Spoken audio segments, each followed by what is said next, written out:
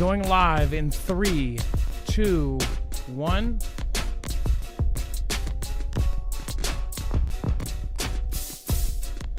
All right, what is going on, guys? It is Adam aka Marf, and this is Marfoogle News. We're going to get right into it. Our president says that the U.S. will not be buying Gaza, but we are going to take it as he addresses the Middle East strife. Now, again, this is something that we've talked about over the last week, and the Strip, of course, the first comments were, well, we'll be responsible for it, you know, we'll take control of it, and this and that. And, of course, everybody was like, well, you know, what is Israel going to think? Of course, Netanyahu stood by. Some even think that he was surprised by it, that he wasn't told beforehand.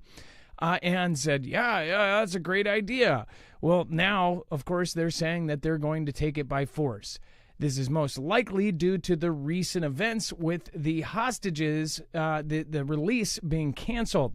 As the two leaders met in the Oval Office, Trump told the reporters that the U.S. would not endeavor to purchase the Strip, despite statements made in the last few days in which he suggested that some sort of monetary transaction would allow America to lay claim to the war-torn territory. It says, quote, "We're going to have Gaza. We don't have to buy. There's nothing to buy. We will have Gaza," he said when asked about his prior statement about purchasing the long-occupied piece of land. "We're going to take it. We're going to hold it. We're going to cherish it. And we're going to get it going eventually, where lots of jobs are going to be created for the people in the Middle East. It's going to be for the people in the Middle East," he added. So this is really quite wild when you consider all of the options that people talked about how this would even work. Taking it is a whole nother thing. So again, we're going to talk about this. We're also going to talk about Fort Bragg. We're also going to be talking about that Israel's backing this. So before we move on, make sure to go check out Jace. Very simply, this is a kit that you can get with all of the most commonly prescribed antibiotics in it. If we ever go to conflict, if we lose hospitals, if we lose any kind of thing where we lose infrastructure, we'll lose pharmacies. So you will not be able to go in and just get antibiotics. This is something that after food and water should be your top priority. Go over and check it out, marfooglenews.com/Jace, and make sure to use the code MARF. Also check out Jace Daily, where you can get a 12-month extended supply of your prescription meds. And, of course, with the case, you can actually add things in like albuterol and other things that you might need in an emergency kit. All right, let's bring in my co-host/internet brother, Dex James. What is going on, and how are you doing today? Well, hello, Adam, and hello, Foogle fam. I'm doing mighty fine. Now, remember, a full bibliography for not only this show, but our next is going to be on marfooglenews.com. When you go there, you'll see that everything is organized by thumbnail. Just look for today's thumbnail, and you'll be able to find a full source list for every single article, tweet, video, picture, document. Dex, let's talk about Israel backing Trump's Unleash Hell plan for the Strip. This is a huge, huge thing. They're essentially saying they will unleash hell if these hostages aren't released.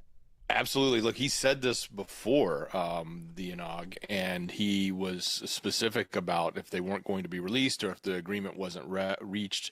And now the agreement has sort of been suspended in the sense that both sides are pointing the finger at one another for not upholding their end of the deal. On one hand, the T group they're the ones that have paused the release of the hostages, but they're blaming Israel for it. And of course, Israel is turning around and saying, well, because they're not releasing and they're pausing that, they're in breach. So both sides are definitely pointing the finger at one another, but that doesn't matter, because if they don't become freed by Saturday, if the next release isn't done, then his statement of all hell is going to be broken loose on them. Now, we reported last night that IDF is on high alert. We also understand that includes them moving the troops now to the borders there in the area. So they are getting prepared should they have to take aggressive or substantial action. So it sounds like, that's what's coming next, and we'll find out over the weekend. And as far as the Middle East, a lot of people believe that the Middle East will be the cause of a massive war.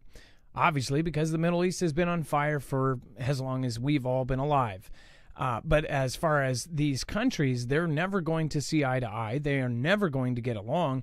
And as far as, outside help, the subject of the whole week has been kind of how we have our noses stuck where we didn't need them, especially with the USAID, all these funds and different things that were leaving our country, going towards certain things. I have to be a devil's advocate here and say, we're cutting out some things that were helping with, unnecessary things outside of our country. And in some ways, we're going to be picking up others. With this whole situation, obviously some look at it as we are trying to keep world peace. We are trying to use our power and our position to try to maintain some sort of order of peace in the world. But others look at this as like we should stay the heck out of all of this and just, kick rocks and get the heck out of there. What do you guys think? Let me know in the comments down below. As far as my opinion, again, this is a very scary and tumultuous time. Dex, go ahead. Well, one of the thoughts I had about the whole we're going to take the strip there, it didn't sound like he was in a hurry to rebuild. He said eventually, eventually it'll get rebuilt, or eventually it'll get developed. I wonder what is in that time period before. I mean, obviously, if you were to look at what they're suggesting moving everyone out. So obviously that's going to happen. But it makes me think, like, what resources are there? What military advantage may be there? What would we be looking to do with that in this eventual period is sort of how I think of it. There is potentially, there's shoreline there. Could that be, oil deposits in the water there, under the water there that they want to mine? Does that all of a sudden become opportunities for the U.S.? I don't know. And by the way, did you already mention? I don't remember if you mentioned that there's kind of a deadline for this. If didn't Donald put a deadline as far as them continuing this and keeping it going? Didn't he say, or is that didn't he give them a certain time frame to continue this and to restart it or uncancel it? Oh yeah, that's Saturday. So the hostages have to be freed by Saturday. So today's what, Tuesday? So we got less than a week. So yeah, I guess we'll be following this over the next week, and I'm sure that there's going to be little things, or this might happen in 24 hours. They might, take the harsh words and say, okay, release them. But nothing is simple with this whole situation. It's very, very, very complex. And unfortunately, it is something that could light the world on fire. And then Bragg is back. Hegseth restores iconic Special Forces base name. So you might know, I see the thing is I think we covered this, but it just kind of faded away in my memory. I forgot that they renamed Fort Bragg, which has been there for ever, to Fort Liberty. And of course, why did they choose to change the name back, Dex? Like, what's the deal? Yeah, so the original rule, I guess, that came in the prior administration was that they were trying to get rid of any references to Confederate soldiers or anything dating back that might have, some form of ties to that. So there's actually a law in there that says that the government cannot name bases inspired by Confederate soldiers. That's an actual law. So he had to get around that. So instead of renaming it back to Bragg based on the original person, he found a private first class, Roland L. Bragg, who was a World War II hero who earned a Silver Star and a Purple Heart. And so he used that person as the name for naming it back to Fort Bragg and getting rid of Fort Hood, as it was called. Wow. So that was a super workaround to get it back to Fort Bragg. Fort Bragg, of course, we talked about it in the last couple months. It was brought up, actually around January 1st with the Cybertruck guy. Of course, everybody said that him and the person that were that were involved in that other thing, weren't they at Fort Bragg at the same time or something like that? Oh yeah, it's the big base, and I misspoke when I said Fort Hood. Fort Hood is the other base they had renamed in Texas. That hasn't been taken. They haven't unnamed that one yet. I think Fort Bragg's new name was Fort Liberty or something like that. Or but yeah, it was they had named it a new name, and that is the big one where a lot of there's a lot of activity there. It's very large. Well, But it's now back to Bragg.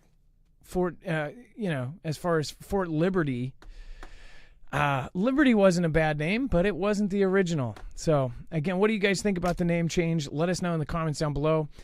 Make sure to join us for our next show. There's a lot more going on. And in fact, I believe the next show will be even more important than this show. We're going to give you another update on what is going on. North Korea is threatening armed conflict.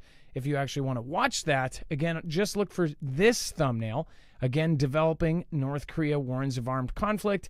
And we're going to talk about the potential for San Andreas. There's new stuff that's coming out about the fault. So there's even more. So make sure to join us. That is coming up next on Marfoogle TV. If you're in the chat, all you have to do is sit there and you will be ported over. If you're watching the replay, all you have to do is click here.